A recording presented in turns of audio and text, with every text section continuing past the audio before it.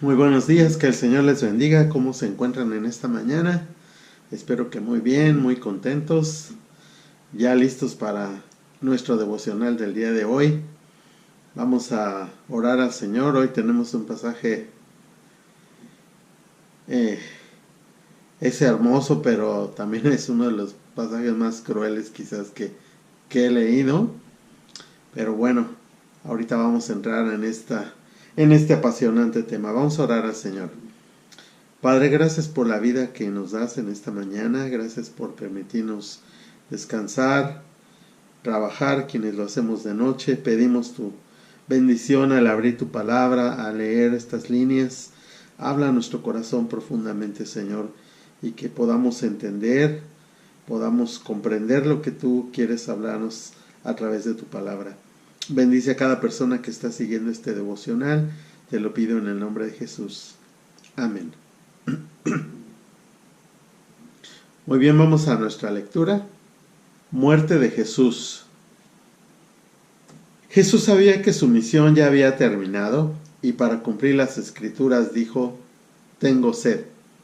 Había allí una vasija de vino agrio, así que mojaron una esponja en el vino, la pusieron en una rama de hisopo y la acercaron a los labios de Jesús. Después de probar el vino, Jesús dijo: todo ha terminado. Entonces inclinó la cabeza y entregó su espíritu. Era día de preparación y los líderes judíos no querían que los cuerpos permanecieran allí colgados el día siguiente, que era el día de descanso y uno muy especial porque era la Pascua. Entonces le pidieron a Pilato que mandara quebrarle las piernas a los crucificados para apresurarles la muerte. Así podrían bajar los cuerpos. Entonces los soldados fueron y les quebraron las piernas a los dos hombres crucificados con Jesús. Cuando llegaron a Jesús, vieron que ya estaba muerto, así que no le quebraron las piernas. Sin embargo, uno de los soldados le atravesó el costado con una lanza y de inmediato salió sangre y agua. La información anterior proviene de un testigo ocular que presenta un relato fiel. Él dice la verdad para que ustedes también continúen creyendo. Esas cosas sucedieron para que se cumplieran las escrituras que dicen: ni uno de sus huesos será quebrado, y mirarán al que atravesaron. Ay, este pasaje me ha hecho sufrir como no tienen idea. Me puse a investigar algunas cosas y he podido sentir, así se los puedo decir, he podido sentir el dolor al comprender más cosas. Espero poder transmitirlas. Y bueno, pues aquí tenemos ya a Jesús habiendo sido crucificado. Como dato un poquito curioso, él más o menos tuvo que cargar, no la cruz completa, una parte de la cruz, que era la que llevaba en esta posición, más o menos con un peso de 60 kilos, más o menos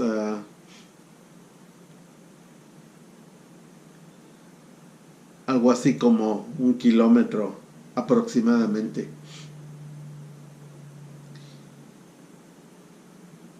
Para que podamos entender un poco el sufrimiento de Jesús,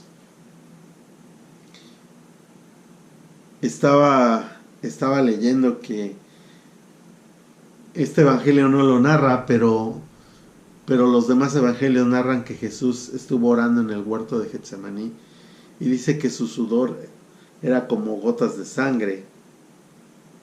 Y bueno, yo siempre lo imaginé de alguna manera, pero investigando, leyendo, estaba entendiendo. Déjenme lo busco para no cambiar los términos. Estaba entendiendo que Jesús sufrió una condición llamada hematidrosis. No es muy común, pero puede darse cuando hay un alto grado de sufrimiento psicológico. Fíjense que la ansiedad severa provoca secreción de químicos que rompen los vasos. y entonces se mezcla con las glándulas sudoríficas y el resultado es que hay una pequeña cantidad de sangre. Literalmente Jesús sí estaba sudando sangre como resultado de un estrés enorme. Jesús ya había empezado desde aquí su agonía de una manera como lo estamos viendo aquí. Dice que por una presión tremenda. Bueno, ¿qué sucedería si nosotros supiéramos la hora, el momento exacto en que vamos a morir, cómo vamos a morir y en este caso el dolor que va a generar todo esto? El otro día estaba escuchando a unas personas hablando de todos estos asuntos que les leen las cartas y todo eso, y estaba yo pensando mientras se generaba esta plática, ¿qué sucedería si en esas supuestas lecturas reales les describieran con exactitud todo lo que van a pasar? Yo creo que estas personas que se dedican a eso no existirían más por lo terrible de este evento. Bueno, muchas veces cuando estamos sufriendo nosotros pensamos, ¿dónde está Jesús? ¿Por qué estoy atravesando estas cosas tan difíciles? Bueno, déjenme decirles que Jesús entiende perfectamente esto. Lo entiende perfectamente porque Él, ya desde esto que estamos viendo, Él sabía cómo iba a morir y cada dolor, la intensidad del dolor que Él iba a pasar. Bueno, lo que también entendí, que esta condición que provoca el sudar con sangre hace de alguna manera que la piel quede súper sensible, mucho más de lo normal. Recuerden que después de esto Jesús sufrió, lo castigaron con látigo, 39 para ser exactos, y pues podríamos pensar en un látigo normal, 39 golpes. No era así. Esto era un látigo que estaba hecho de cuero y en las puntas había metales, yo quiero pensar como una especie de balines, que de alguna manera causaban un daño tremendo. Además no fue una caricia, fueron verdaderos látigos vertidos con toda la hazaña, pero además los látigos tenían unos pedazos de hueso afilados. Entonces imagínense el golpe. Por un lado la fuerza que está dejando moretones tremendos y por otro lado los pedazos de hueso que se encajan y que de alguna manera al jalar vienen desgarrando. Los latigazos se daban desde la espalda hasta las piernas, básicamente tenía todo ese desgarre. En una narrativa puedo entender que las venas de Jesús quedaban al descubierto, los músculos rasgados, los órganos de alguna manera expuestos. Dicen que algunas veces se llegaba a ver inclusive hasta los huesos de la columna, de la profundidad de las heridas que causaba el látigo. Así que imagínense a Jesús con todo esto. Obviamente Él ha perdido una cantidad impresionante de sangre, y entonces dice la Escritura que Él declara que tenía sed. No hablaba de esa sed que nosotros tenemos por sentir aquí la sensación de líquido. Hablaba de esa sed agonizante. Fíjense que nosotros vivimos aquí en el desierto. Una ocasión tuve la osadía de salirme a caminar sin cargar agua y literalmente me estaba yo desmayando. Bueno, y no creo que mis reservas de agua se hayan acabado como en el caso de Jesús, pero Él está hablando de una sed tremenda. Bueno, se solía preparar una especie de vino agrio que de alguna manera mitigaba esa sed, pero a Jesús se la presentaron y en realidad Él no quiso beberla, solamente la sintió en los labios. Y entonces Él exclama que todo ha terminado. En otras versiones dice consumado es. Esto quiere decir ya no había nada más que hacer. Jesús está llegando a la culminación de todo esto con una entereza impresionante y sufriendo toda la agonía. Fíjense, para los que son escépticos de estas cosas, si Jesús sabía lo que venía, realmente qué necesidad había de que Él pasara todo esto si Él no era el Hijo de Dios. Si Él simplemente, cuando lo están presionando, lo están interrogando, le están diciendo si Él es Hijo de Dios, y si Él dice no, realmente no lo soy, se acaba todo este show. No hubiera habido ninguna cosa más que hacer. Le hubieran dicho, ándale, vete y escóndete, ya no hagas nada más. Pero Jesús, Él lo dijo: yo mentiría si dijera que tengo otro origen. Mi origen es divino y para esto he venido. Además, qué determinación, es impresionante para Él haber cumplido todo esto. Ahora los ridículos, perdonen que use esta expresión, de los líderes religiosos, ahora se sienten presionados porque ya va a ser el día de reposo. Fíjense qué ironía, todo lo que se supone hacen en nombre de Dios, y ahora les estorba ver ahí los cuerpos. Es un día especial, es el día de la Pascua, el día siguiente, y ellos pues no quieren que estén ahí los cuerpos, ¿no? No sé de verdad hasta qué punto había esta ceguera, y esto me hace pensar en que los intereses religiosos, los intereses personales, hacen perder totalmente la visión de lo que se supone es la fe. Fíjense, se supone que todas las religiones apuntan hacia la fe, y se supone que todas las religiones llevan hacia Dios. Bueno, qué triste que estos mismos líderes son los que están acabando con la vida de un ser inocente de una manera por demás brutal. Entonces, ellos le piden a Pilato para terminar con este asunto, que quiebre las piernas de los crucificados. Bueno, dice la escritura que llegan los guardias y quiebran las piernas de los dos ladrones que están junto a Jesús. Pero cuando llegan con él, se dan cuenta de que él ya estaba muerto, así que a él no le quiebran las piernas.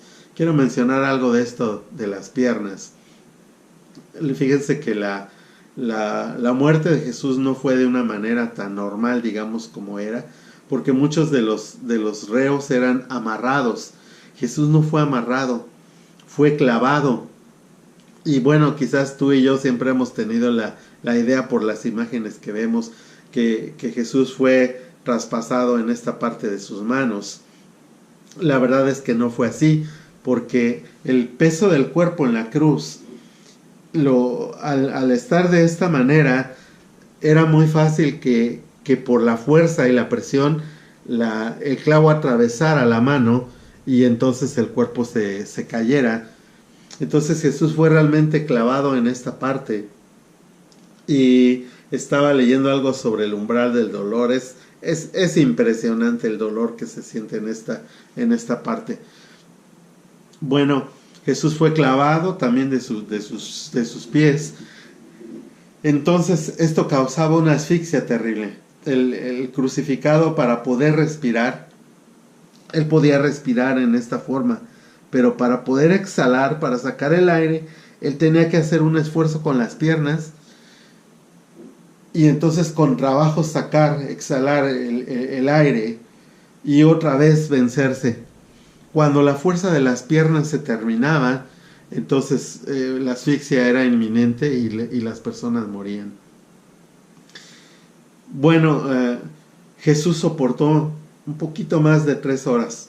Y vale la pena mencionarlo, que también durante este tiempo, lo narran otros evangelios, hubo oscuridad. Cualquier persona podría pensar que esta oscuridad se debió a un eclipse, ¿no? Ustedes saben, los eclipses durante el día se oscurece. Lo curioso es que esta oscuridad duró 3 horas. Entonces, no pudo haber sido un eclipse de ninguna manera. Y nosotros podemos entender, es Dios dándole la espalda al pecado y dejando a Jesús cargar con el pecado de toda la humanidad, el tuyo y el mío, y que le llevó a Jesús a decir estas palabras: Dios mío, ¿por qué me has desamparado? No es que Dios lo haya desamparado, es que le dio la espalda a todo el pecado que él estaba cargando en ese momento. Y creo yo que por eso la oscuridad. Bueno, cuando llegan con Jesús ven que ya está muerto y no le quiebran las piernas. Pero un soldado, obviamente desde abajo, le atraviesa el costado. Y esta lanza no solo atravesó el costado, sino perforó de alguna manera los pulmones y perforó también el corazón, los cuales por cierto se habían llenado de líquido debido a la terrible agonía. Entonces cuando sacan la lanza, sale de inmediato una cantidad de agua y de sangre. Hay términos científicos, quizás en algún momento lo busque compartir, pero básicamente todo alrededor del corazón y de los pulmones se llenó de líquido a causa de la gran agonía. Y si hubiera de darse un diagnóstico de la causa de que Jesús haya muerto, pues sería un paro cardíaco por el intenso dolor, por la pérdida de sangre, y pues había varias condiciones que el bajo volumen de sangre le causaba desmayos, le causaba que el corazón latiera muy rápido para tratar de bombear sangre donde no la hay, paraliza la función de los riñones para que pueda no desperdiciarse ese líquido, y pues también esta situación de la baja depresión tremenda, ¿no? Más o menos ese es el cuadro. Ahora estaba yo pensando, Jesús en realidad no estaba enfermo de nada, y sin embargo en este momento él experimenta una cantidad impresionante de enfermedades renales, pulmonares, cardíacas. Caray, creo que por eso en este pasaje se cumple la escritura que dice que por sus llagas nosotros hemos sido sanados. Creo que Jesús experimentó todo esto en su cuerpo para poder terminar, no las enfermedades, porque nosotros nos seguimos enfermando, pero terminó el poder que las enfermedades nos llevan a la muerte y a la destrucción final. ¿Qué quiero decir con esto? Que cuando nosotros muramos, aún lo que nos lleve a la enfermedad pulmonar, cardíaca, cáncer, lo que nos lleve a la muerte, para Jesús no es un problema, porque Él en su cuerpo eliminó el poder que tienen estas enfermedades. No van a acabar con nuestra vida, para expresarlo de esta manera. Nos van a generar la vida, y nosotros vamos a ver en los pasajes que viene que a pesar de todo este dolor, de todas estas situaciones difíciles, esto no fue el fin. Esto fue la parte difícil. Inclusive yo pienso que cuando el diablo se da cuenta de lo que está sucediendo, él no lo pudo dimensionar. Él pensaba que había matado en realidad al Hijo de Dios, pero cuando se da cuenta de que todo esto está sucediendo, entonces comienza a través de los que pasaban y veían a Jesús a tratar de ver la forma de que él se baje de la cruz, y empieza a decirle: de veras, si eres Hijo de Dios, sálvate, bájate, a ver, bájate. Si Jesús hubiera obedecido esto, el plan de salvación se hubiera quedado truncado. Jesús no hace caso de esto, y dice la escritura en Colosenses que él derrotó todas las autoridades del mal, dice, clavándolas, exhibiéndolas públicamente en la cruz. Fíjense qué cosa, Jesús no estaba siendo exhibido, él al que estaba exhibiendo era al diablo, era todo el plan del mal, era todo el plan que nos alejó de Dios a causa del pecado, y está reconciliando a la humanidad a través de este hecho tremendo de amor. Ahora piensen en esto. Quizás alguno, sobre todo como padres, podíamos dar la vida por nuestros hijos. Podríamos decir: yo doy la vida por uno de mis hijos. Pero Jesús no estaba dando la vida por sus gentes más queridas, la estaba dando por sus enemigos. Es más, Él está pidiendo que Dios no tome en cuenta el pecado de estas gentes malvadas que lo llevaron hasta la cruz. Y dice: no saben lo que están haciendo. Efectivamente, no sabían lo que están haciendo. Y dice al final la Escritura que esta información proviene de un testigo ocular que presenta un relato fiel con una intención, que nosotros continuemos creyendo. Y que esta narrativa permita que abramos nuestros ojos y que creamos, si aún no creemos, que Jesús hizo todo esto por amor. Además, todavía se cumplen 2 escrituras más. Dice que ni uno de sus huesos habría de ser quebrado y que mirarían al que atravesaron, que fue con la lanza. Pero todavía quiero cerrar esto con algo bien especial. Toda esta injusticia, pues ya aparentemente se quedó ahí, aparentemente. Pero el libro de Apocalipsis dice que va a llegar un día que todas estas personas que traspasaron a Jesús lo van a enfrentar, lo van a ver cara a cara, pero no como ese ser que guardó silencio frágil, sino como el juez del universo. Esto es algo que a mí me emociona profundamente, porque la imagen que tenemos de Jesús, la estampa que tenemos de Jesús es así como lleno de sufrimiento, lleno de dolor, ¿saben? El Dios en el que yo creo no se quedó en la cruz, resucitó y vive para siempre, vive con poder. A 2000 años de que esto sucedió, sigue transformando vidas, sigue cambiando nuestra mentalidad, sigue dándonos esta pasión que sentimos por Él. Él todavía puede con su sangre, con el efecto de su sangre, cambiar tu vida, cambiar tu situación, cambiar tu dolor, darte un propósito, llevarte a la vida eterna como es su plan. Y esto es el tiempo todavía de gracia. Va a venir un tiempo de juicio. Ya lo he dicho, cuando todas esas cosas injustas que nos parecen han sucedido en la vida, genocidios, violaciones, abusos sexuales, abuso infantil, asesinatos, los shooters que han cobrado la vida de tanta gente. No, esto no va a quedar impune. Esto va a llegar a un juicio donde toda esta gente va a enfrentar ya no aquel ser que dio su vida de una manera, digamos, humilde, agachado, sin hablar, sin condenar, sino ahora como el juez todopoderoso que está sentado a la diestra de Dios. Pero todavía estamos en un periodo de gracia. Todavía existe la oportunidad de que por amor nosotros creamos y aceptemos, miren todo este tormento que Jesús sufrió, para que ahí nuestros pecados pasados, presentes y futuros quedaran clavados en la cruz. Ojalá que en este tiempo de reflexión que nos está llevando camino al Easter, a la Semana Mayor, podamos pensar en todo lo que Jesús hizo por ti y por mí. Quisiera caer hasta de rodillas y agradecerle a Jesús todo lo que ha hecho. Hagámoslo en una oración. Padre, no puedo comprender el amor tan grande que tuviste al morir por mí, al dejarte maltratar de la manera que lo hicieron para poder pagar el precio del pecado, Señor, y darnos la oportunidad de vivir. Una vez más te pido perdón por todos mis pecados. Te pido que tu sangre me limpie, Señor, como dice tu palabra, y que me hagas una nueva persona que ame y que me entregue a ti por completo, Señor. Ayúdame a vivir en este siglo XXI de acuerdo a tus planes, a tus propósitos, Señor. En este mundo que cada día más te aleja de su corazón.